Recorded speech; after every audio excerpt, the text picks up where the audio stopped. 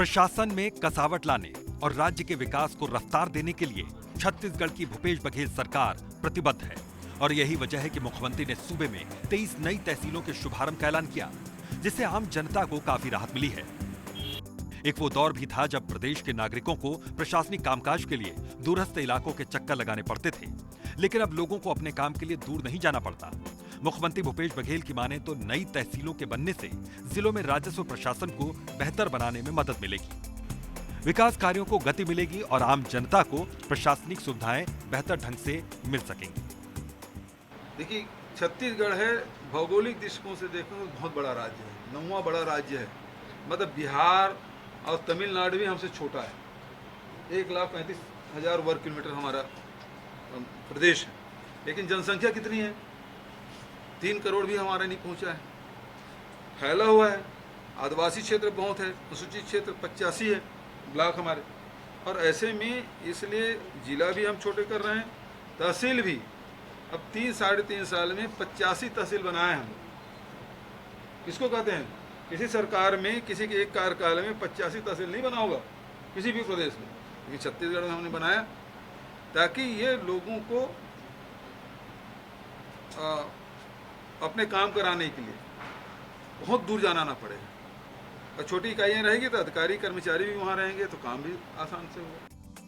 मुख्यमंत्री ने 23 नवीन और 4 पुरानी तहसील यानी 27 तहसीलों के लिए कार्यालय भवन निर्माण के लिए कुल 19 करोड़ 20 लाख रुपए और सभी तहसील कार्यालयों में एक वाहन की व्यवस्था के लिए कुल 1 करोड़ 75 लाख रुपए की मंजूरी दी। सभी तहसील कार्यालय भवन का निर्माण 71.12 लाख रुपए की लागत से किया जाएगा। इसी तरह वाहन खरीदने के लिए 6,50,000 रुपए के हिसाब से राशि स्वीकृत की गई है। हम लोगों की लगातार काफ़ी समय से, चूँकि नयापारा इस अंचल का बहुत बड़ा एरिया होता है और यहाँ से अभनपुर जो हमारा ब्लॉक मुख्यालय तहसील होता था, यहाँ से लगभग 18 किलोमीटर दूरी हम लोगों को लगातार छोटी छोटी कामों के लिए अभनपुर जाना पड़ता था। चूँकि ये अंचल का सबसे बड़ा क्षेत्र होने के कारण यहाँ से लगातार 15 साल तक भाजपा की सरकार रही, हम लोगों ने मांग करते रहे लेकिन कभी नहीं हुआ। और कांग्रेस की सरकार आई, माननीय भूपेश बघेल जी की बहुत ही हम लोगों के ऊपर, इस क्षेत्र के ऊपर बहुत बड़ा उनका आशीर्वाद है जो हमारे क्षेत्र को तहसील का दर्जा मिला और हम सबको यहाँ से जो तहसील मिला हम लोगों को, उससे हम लोगों को बड़ी राहत मिलेगी। 23 नवीन तहसीलों का गठन राज्य के 15 जिलों में जन सुविधा को ध्यान में रखते हुए किया गया है।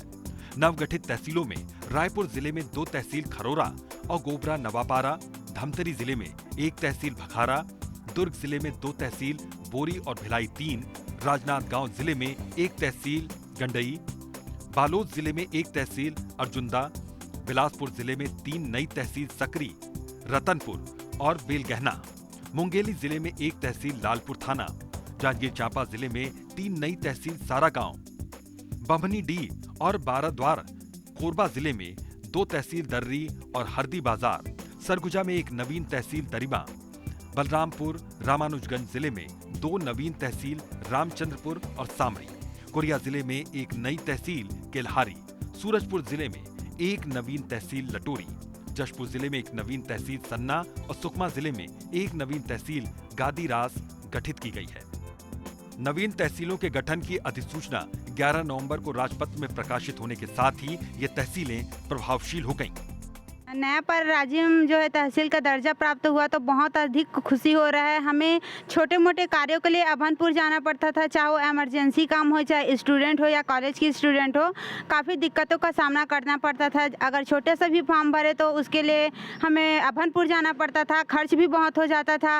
और हमारे नयापारा अंचल बहुत बड़ा है तो इससे काफ़ी कुछ हम लोग को फ़ायदा हुआ। जब किसी नगर में, चाहे वह उप तहसील हो, तहसील हो, एसडीएम कार्यालय हो, ऐसे कार्यालय खुलते हैं तो उस नगर के साथ साथ आसपास का क्षेत्र भी लाभान्वित होता है। उसी प्रकार जब नवापारा को उप तहसील से तहसील का दर्जा मिला तो नगर में बहुत खुशी का वातावरण था। लोगों को जिन छोटे छोटे कामों को लेकर अभनपुर जाना पड़ता था, आज वह काम नवापारा तहसील में हो रहे हैं और नवापारा के साथ साथ आसपास के लगभग 30-35 गाँव भी इससे लाभान्वित हो रहे हैं।